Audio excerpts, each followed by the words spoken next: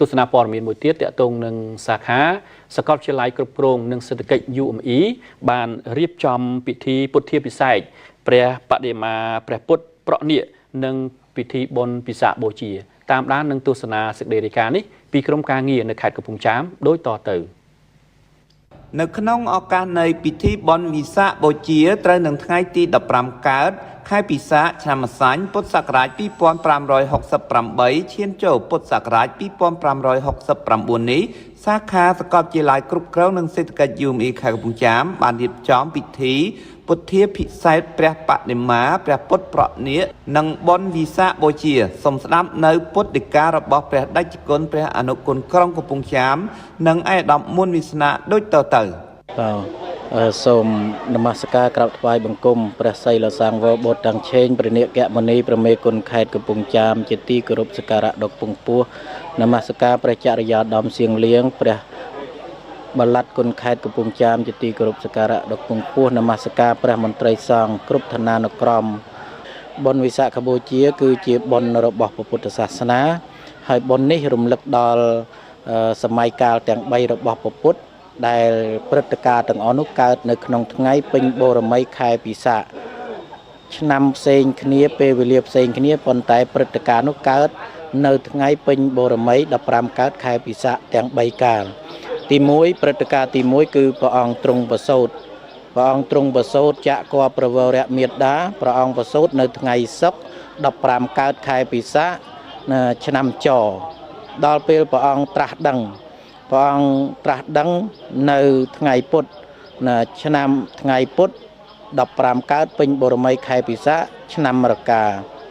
ហើយពេលព្រះអង្គបរិនិព្វានព្រឹត្តិការណ៍ទី3បរិនិព្វានគឺនៅថ្ងៃអង្គារយាមអង្គារជាតិថីពេញបូរមី15កើតខែពិសាខឆ្នាំម្សាញ់ដូច្នេះបុណ្យវិសាខបូជានេះរំលឹកដល់អភិលក្ខិតសម័យទាំង3របស់ព្រះសម្មាសម្ពុទ្ធបរមគ្រូជាម្ចាស់នឹងសូមចម្រើនពរជូនដោយខ្លីប៉ុណ្ណឹងបងមូលន័យខ្លឹមសារដ៏ល្អពិសេសនេះប្រគេនជូនសាធារណជនបកណាគុំចាស់គ្រប់ព្រះអង្គបានជ្រាបថាជីវិតដែលយើងមានប្រមាណជា60ឆ្នាំ70ឆ្នាំ80ឆ្នាំពេលដែលយើងមានជីវិតយើងអាចធ្វើអ្វីដែលជាគោលការណ៍ជីវិតនិងគោលការណ៍សង្គមត្រូវការដើម្បីចូលរួមអភិវឌ្ឍខ្លួនឯងផងអភិវឌ្ឍគ្រួសារផងអភិវឌ្ឍសង្គមជាតិផងគឺក្នុងខណៈដែលយើងមានជីវិតរស់នៅហើយមានសុខភាពល្អដូច្នេះសាធុសប្បុរសទាំងឡាយ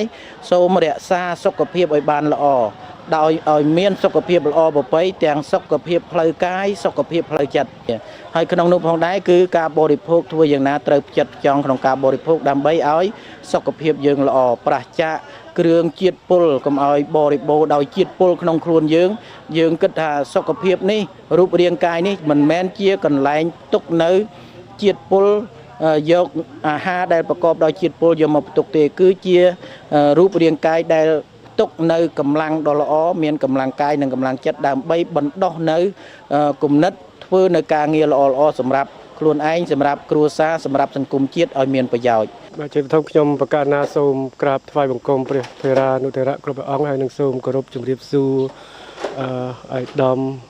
លោកជំទាវលោកស្រីជាពិសេសលោកគ្រូអ្នកគ្រូបុគ្គលិកសាស្ត្រាចារ្យ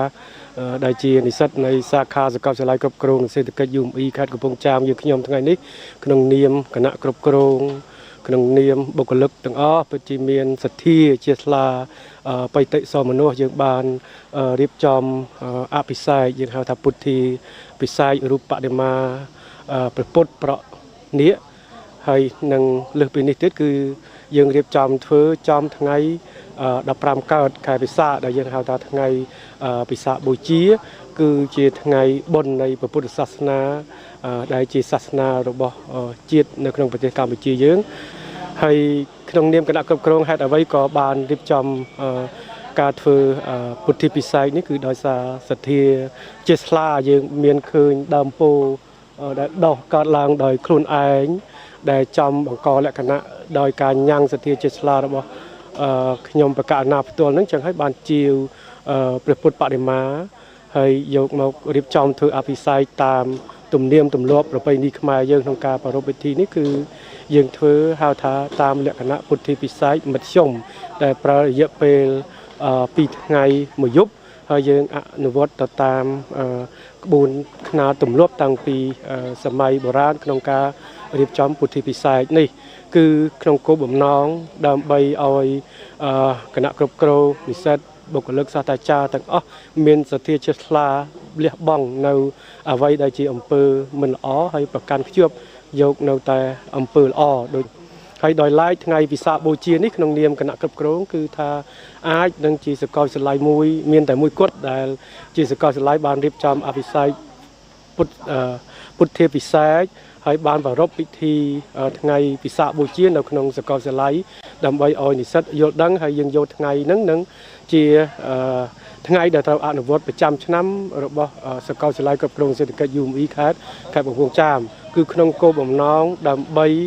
នឹងយល់ដឹងសាបព្រោះនៅពុទ្ធិចំណេះដឹងដល់និស្សិតដល់យុវជនដល់ក្នុងសង្គមជាតិយើងដើម្បីឲ្យបានយល់ដឹងនឹងអនុវត្តឲ្យបានកាន់តែល្អនៅអ្វីដែលជាដំបូន្មានដ៏ល្អរបស់ព្រះសមណគោតមរបស់យើងបាទហើយជាចុងក្រោយខ្ញុំប្រកាសណាសូមពុទ្ធប្រមូលមគ្គផលកុសលទាំងអស់នេះឧទ្ទិស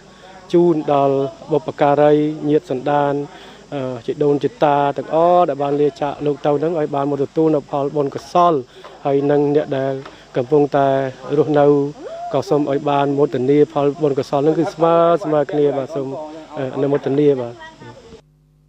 ចាអរគុណទស្សនិកជន